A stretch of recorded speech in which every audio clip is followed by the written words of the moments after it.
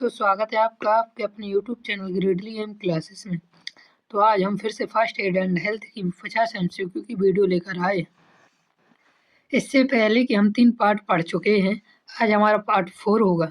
जो भी छात्र छात्राएं बीए बीएससी बीकॉम पर सेकंड सेमेस्टर पर हैं और उनका सब्जेक्ट सीओ करिकुलर में फर्स्ट एड एंड हेल्थ है, तो उनके लिए ये वीडियो मोस्ट इम्पोर्टेंट होने वाला है। इसके पहले के 3 वीडियो को आप हमारे चैनल की प्लेलिस्ट पर जाकर देख सकते हैं, या फिर आपको डिस्क्रिप्शन पर क्या मिल जाएगा, लिंक मिल जाएगा, वहाँ से आप जाकर भी देख सकते हैं। इस पर हम 500 एमसीक्यू की सीरीज चला रहे हैं, जो कि एग्जाम के हिसाब से मोस्ट इम्पोर्टेंट है और इस पर हमने मोस्ट रिपीटेड क्वेश्चन को लिया हुआ ही है। तो हम एक एक क्वेश्चन को बिल्कुल उनके आंसर के साथ और व्याख्या के साथ पढ़ने वाले हैं। चैनल पर नए हैं तो चैनल को सब्सक्राइब कर दीजिए। पीडीएफ के लिए मैं वीडियो के लास्ट पर बताऊंगा कि आपको कैसे पीडीएफ लेने हैं। तो चलिए अपने क्वेश्चन की ओर बढ़ते हैं। हमारा पहला क्वेश्चन दिया हुआ है, भय का विकार किसका एक प्रकार है? तो भय का विकार चिंता का एक प्रकार है। भय जिसे हम कहते हैं फोबिया, चिंता विकारों का है, चिंता विकारों को हम कह सकते हैं एंजाइटी डिसऑर्डर की श्रेणी में आता है। जिस व्यक्ति को किसी विशेष वस्तु या ऊंचाई से स्थिति से अत्यधिक डर लगता है, उसे क्या कहते हैं? भय का विकार कहते हैं। उसका एक प्रकार क्या है? चिंता करना है। अगला प्रश्न अपना देखते हैं।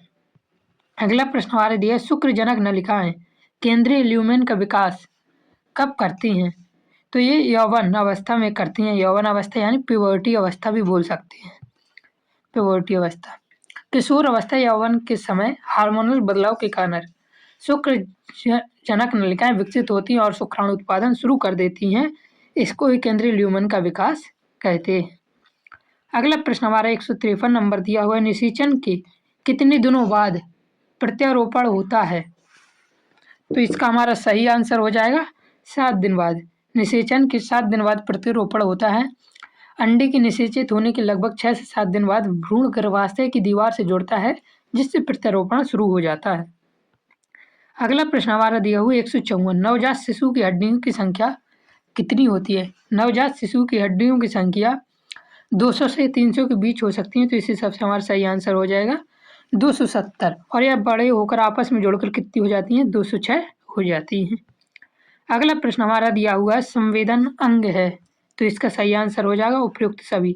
आँख, जीभ, नाक, त्वचा, कान सब आदमी के संवेदनशील अंग है। मनुष्य के 5 संवेदी अंग होते हैं, आँख, कान, नाक, जीभ और त्वचा। नाक, जीभ और त्वचा 5 प्रकार के इंसान के संवेदी अंग होते हैं। चलिए अगला प्रश्न। अगला प्रश्न दिया, निम्न में से कौन सा पुरुष द्वारा उपयोग किए जाने वाला जन्म नियंत्रण साधन है? तो इसका सही आंसर है निरोध, या जिसे हम कहते हैं कंडोम। कंडोम पुरुषों द्वारा उपयोग किए जाने वाला एक प्रभावी गर्भ निरोधक और सुरक्षा साधन होता है। अगला प्रश्न हमारा दिया हुआ है, जन्म के समय शिशु के मस्तिष्क का भार होता है। तो जन्म के समय शिशु के मस्तिष्क का भार 350 ग्राम होता है। 350 से 400 ग्राम के बीच माना जाता है। चलिए अगला प्रश्न देखते हैं। अगला प्रश्न दिया, अवसाद के लिए प्राथमिक उपचार क्या है? तो अवसाद के लिए प्राथमिक उपचार है अवसाद रोधी, जिसे हम बोल सकते हैं क्या? Anti depressant. एंटी डिप्रेसेंट बोल सकते हैं। अवसाद के लक्षणों को कम करने के लिए डॉक्टरों द्वारा एंटी डिप्रेसेंट क्या दी जाती है? दवा दी जाती है। अगला प्रश्न हमारा 159 दिया, किस पट्टी को सुरक्षित रखने के लिए सुरक्षा पिन दी जाती है? तो ट्रायंगल पट्टी को, यानी त्रिकोणीय पट्टी को सुरक्षित रखने के लिए पिन दी जाती है। पिन क्या करती है? सीलिंग या अन्य सहारा बनाने के बाद स्थिर करने के लिए सेफ्टी पिन का उपयोग हमारे लिए किया जाता है। अगला प्रश्न दिया हुआ है, निम्न में से कौन नर स्तनधारियों की सहायक जनन ग्रंथि है? तो इसका सही आंसर हो जाएगा प्रोस्टेट ग्रंथि। नर स्तनधारियों की सहायक जनन ग्रंथि प्रोस्टेट ग्रंथि है। प्रोस्टेट ग्रंथि केवल किस में पाई जाती है? पुरुषों में पाई जाती है। प्रोस्टेट ग्रंथि पूछे जा सकते हैं, प्रोस्टेट ग्रंथि किस पर पाई जाती है? तो यह पुरुषों पर पाई जाती है और इसका कार्य होता है वीर्य निर्माण में सहायता करना। अगला प्रश्न दिया हुआ है, सर्वदाता रक्त समूह कौन सा है? तो सर्वदाता रक्त समूह ओ है। ओ किसी भी अन्य रक्त समूह वाले व्यक्ति को दिया जा सकता है, इसलिए इसे क्या कहा जाता है? सर्वदाता कहा जाता है। 162वां प्रश्न दिए, कौन सी झूठी मान्यताएं हैं जो ब्रह्म स्पष्ट होने पर भी दूर नहीं होती हैं? ब्रह्म झूठी मान्यताएं होती हैं, इसे हम डिल्यूजन बोल सकते हैं। क्या बोल सकते हैं? डिल्यूजन, जो कि भ्रम दूर होने पर भी ये दूर नहीं होते। डिल्यूजन या मति भ्रम एक ऐसी मानसिक स्थिति है जिसमें व्यक्ति ठोस सबूतों के बाद, सबूत होता है यह केवल भ्रम था, ठोस सबूतों के बाद भी अपनी गलत मान्यताओं पर अड़ा रहता है, इसे हम डिल्यूजन कहते हैं। XX गुणसूत्र किस पर पाए जाते हैं? तो XX गुणसूत्र माता में पाए जाते हैं, XY पिता में पाए जाते हैं। चलिए अगला प्रश्न देखते हैं। अगला प्रश्न हमारे दिए, निम्न में से कौन सी अंतःस्रावी ग्रंथि नहीं है? तो इसका सही आंसर हो जाएगा लहर ग्रंथि अंतःस्रावी ग्रंथि नहीं है। यह एक वायस्रावी है, एक्सोरेशन क्या बोल सकते हैं? एक्सोक्राइन, एक्सोस्राइन वही एक्सोक्राइन बोल सकते हैं, क्योंकि यह अपने स्राव को नलिकाओं के माध्यम से बाहर की ओर छोड़ती है। मानव में गुणसूत्रों की संख्या कितनी होती है? तो इसका सही आंसर हो जाएगा 23 जोड़े। मानव में गुणसूत्रों की संख्या 23 जोड़े होते हैं।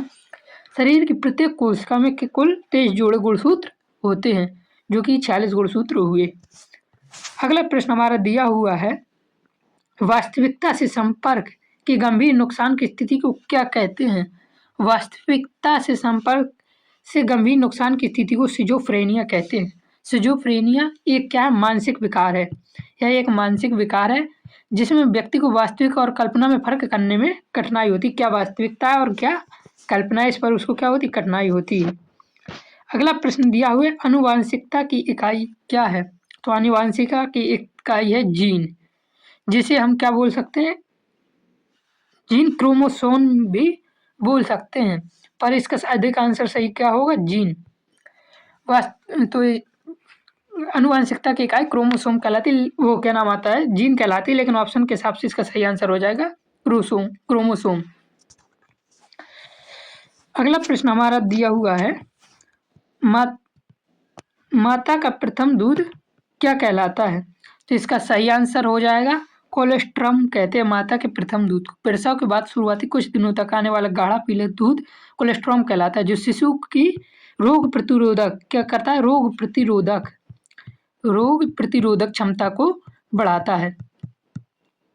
चलिए अगला प्रश्न दिया हुआ है, XY गुणसूत्र किस में पाए जाते हैं? तो XY गुणसूत्र पिता में पाए जाते हैं और माता में पाए जाते हैं XX गुणसूत्र।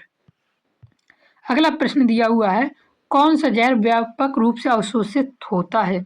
तो इसका सही आंसर हो जाएगा ऑर्गेनिक केमिकल या कार्बनिक रसायन वाला जहर व्यापक रूप से अवशोषित होता है।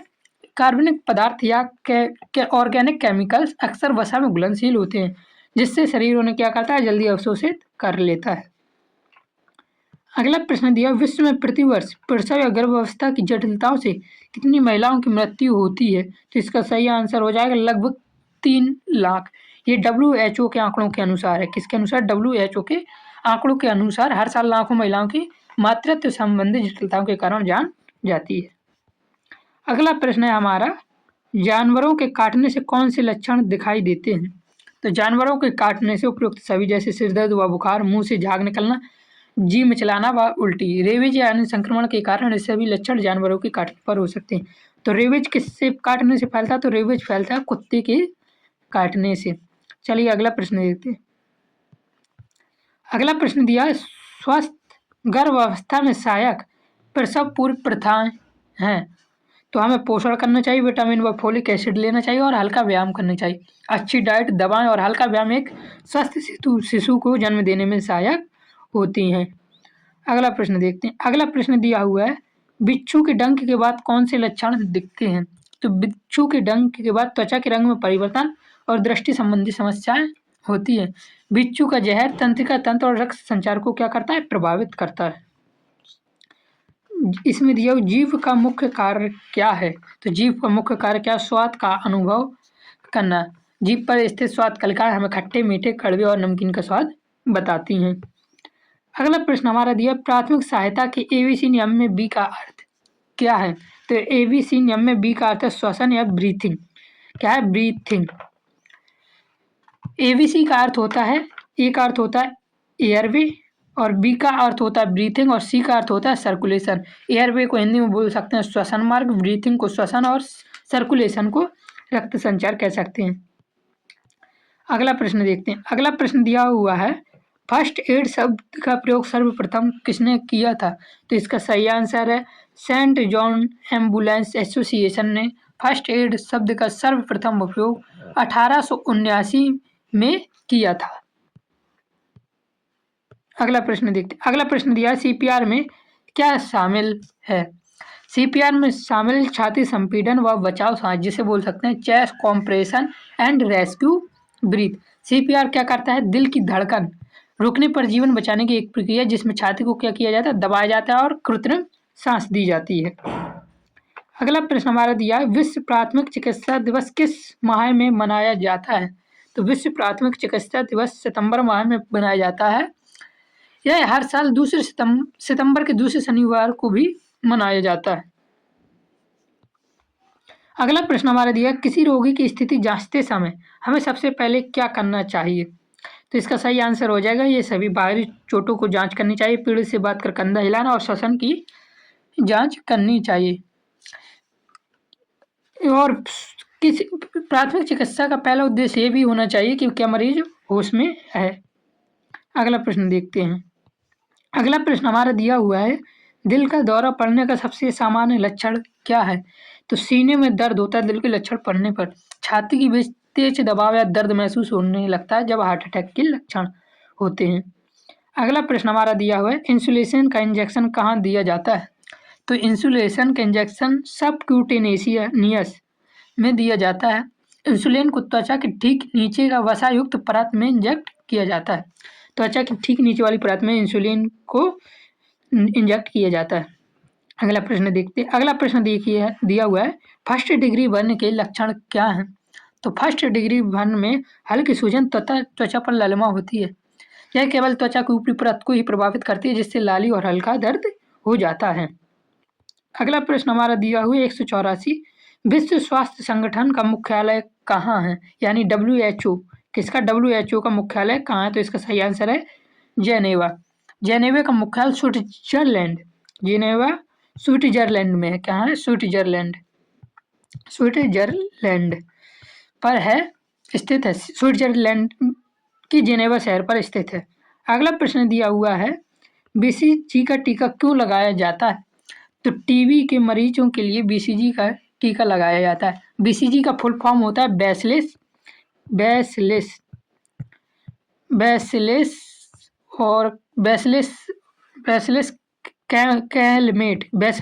कैलमेट और ग्यूरेन। बी से बैसिलेट, सी से कैलमेट और जी से ग्यूरेन का टीका टीबी रोगी से बचाव के लिए लगाया जाता है। अगला प्रश्न हमारा दिया हुआ है निम्न में से कौन सा मानसिक रोग है? तो इसका सही आंसर होगा अल्जाइमर और डिमेंशिया दोनों हमारे मानसिक रोग हैं। ये दोनों रोग याददाश्त और मस्तिष्क की कार्य क्षमता को प्रभावित कर देती हैं। अगला प्रश्न हमारा दिया हुआ है वयस्क मानव शरीर में कुल कितनी हड्डियां होती है? तो वयस्क मानव शरीर में कुल 206 हड्डियां होती हैं। अगला प्रश्न देखते। अगला प्रश्न हमारा दिया हुआ है रक्त को छानकर शुद्ध करने वाला अंग कौन सा है?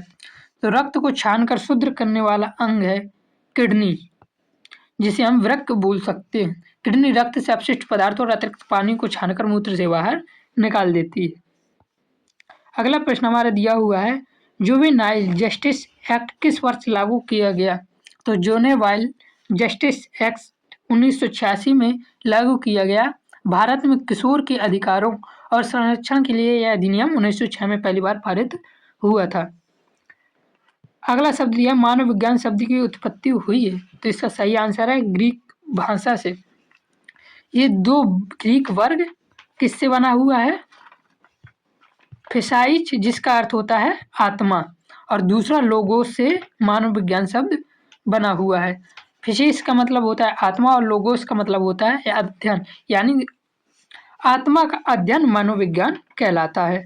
अगला प्रश्न हमारा दिया हुआ है श्वसन रोगों के प्रमुख कारण। तो धूम्रपान और वायु प्रदूषण श्वसन रोगों के दो मुख्य कारण। फेफड़ों के लोगों के लिए फेफड़े के जो रोग होते हैं वो जहरीली हवा और सिगरेट का धुआं सबसे अधिक इसके लिए जिम्मेदार होता है। अगला प्रश्न देखते हैं। अगला प्रश्न हमारा दिया हुआ है 3D मोल्ड से कौन सी पट्टी बनाई जाती है? तो 3D मोल्ड से लिक्विड बैंडेज या तरल पट्टी बनाई जाती है। आधुनिक चिकित्सा में तरल पट्टियों का उपयोग घावों को सील करने के लिए किया जाता है। अगला प्रश्न दिया हुआ है हानिकारक पराबैंगनी किरणों से त्वचा की रक्षा कौन करता है? तो इसका सही आंसर है मेलानिन। मेलानिन एक वर्णक है जिसे हम पिगमेंट कहते हैं जो सूरज की हानिकारक किरणों को अवशोषित कर त्वचा को जलने से बचाता है। अगला प्रश्न हमारा दिया हुआ है दर्द कम करना का पहला उद्देश्य क्या है? तो प्राथमिक उपचार दर्द कम करना का प्राथमिक उद्देश्य हो सकता है। प्राथमिक चिकित्सा का मुख्य लक्षण पीड़ित का पीड़ा कम करना और उसकी स्थिति को बिगड़ने से बचाना होता है। ये हमारा किसका काम होता है? फर्स्ट एड का। चलिए अगला प्रश्न देखते हैं शरीर का दूसरा सबसे बड़ा अंग कौन सा है? तो शरीर का दूसरा सबसे बड़ा अंग यकृत जिसे हम लीवर बोलते हैं शरीर का सबसे बड़ा अंग है। त्वचा शरीर का सबसे बड़ा अंग है जबकि यकृत लीवर शरीर का दूसरा सबसे बड़ा और सबसे बड़ी ग्रंथि भी है। त्वचा हमारे शरीर का सबसे बड़ा अंग है, यकृत शरीर का सबसे दूसरा बड़ा अंग है जिसको हम जो सबसे बड़ी ग्रंथि है। अगला प्रश्न हमारा दिया हुआ है मानव शरीर में कुल कितनी अंगुलिस्थियां हैं या जैसे अंगुलिस्थियों को इंग्लिश में क्या बोलते हैं? फैलेंगिस। तो 56 अंगुलिस्थियां हैं दोनों हाथों और दोनों पैरों को मिलाकर। प्रत्येक हाथ में 14 और प्रत्येक पैर में 14 हड्डियां उंगलियों में होती हैं। तो इस प्रकार से 14 गुणा 4 कितना हो गया? 56 अंगुलिस्थियां या जिसे फैलेंगिस बोल सकते हैं। अगला प्रश्न दिया हुआ है GAD का पूर्ण रूप है। तो इसका सही आंसर हो जाएगा जनरलाइज एंजाइटी डिसऑर्डर। यह एक मानसिक विकार है जिसमें व्यक्ति बिना किसी ठोस कारण के समय में चिंता रहता है। GAD एक विकार है। क्या है GAD? एक विकार है जिसका पूरा नाम होता है जनरलाइज एंजाइटी डिसऑर्डर। इस पर बिना किसी ठोस वजह के कोई कारण नहीं होता फिर भी व्यक्ति क्या करता है? हर समय चिंता पर रहता है। किडनी एक दिन में लगभग कितना पानी फिल्टर करती है? तो इसका सही आंसर है 200 लीटर। किडनी एक दिन पर 180 से 200 लीटर पानी फिल्टर करती है। किडनी का काम क्या होता है? किडनी 180 लीटर रक्त को बार बार छानती रहती है। तो यहाँ पे पानी की जगह हमारा क्या होना चाहिए? रक्त होना चाहिए। कितने लीटर रक्त फिल्टर करती है। अगला प्रश्न हमारा दिया प्राथमिक सहायता का उद्देश्य है जीवन की रक्षा करना, घायल की स्थिति बिगड़ने से रोकना, संकट की स्थिति को नियंत्रण करना। ये प्राथमिक सहायता का उद्देश्य है। तो या ये कह सकते हैं प्राथमिक सहायता का उद्देश्य डॉक्टर के आने तक मरीज की जान बचाना और सुरक्षित रखना है। अगला प्रश्न और लास्ट प्रश्न हमारा दिया हुआ है प्राथमिक सहायताकर्ता के गुण हैं। तो इसका सही आंसर है आत्मविश्वासी, प्रशिक्षित, शीघ्र निर्णय लेने वाला होना चाहिए। एक अच्छे प्राथमिक उपचारक को शांत रहकर तुरंत सही निर्णय लेने में सक्षम होना चाहिए। तो दोस्तों अब यदि चैनल पर नए हैं तो चैनल को सब्सक्राइब जरूर कर लें जिससे कि आपको हमारे वीडियो का नोटिफिकेशन सबसे पहले मिलता रहे। और यदि आपको इस वीडियो की PDF चाहिए जिसका मैं विथ आंसर विथ व्याख्या एक्सप्लेनेशन के साथ आपको PDF दे दूंगा जिसके लिए आपको हमारे टेलीग्राम पर मैसेज करना होगा। टेलीग्राम का लिंक आपको हमारे चैनल के बायो से मिल जाएगा। आप वहां से जाकर मुझे मैसेज कर दीजिए जिसके लिए आपको सिर्फ ₹9 की फीस का पेमेंट करना होगा और आपको PDF मिल जाएंगे। आपको हर सब्जेक्ट के सिर्फ ₹9 में मिल जाएंगे। जितनी भी हमारी क्लासें आएंगी उनका भी PDF आपको मिल जाएगा। जय हिंद, जय भारत।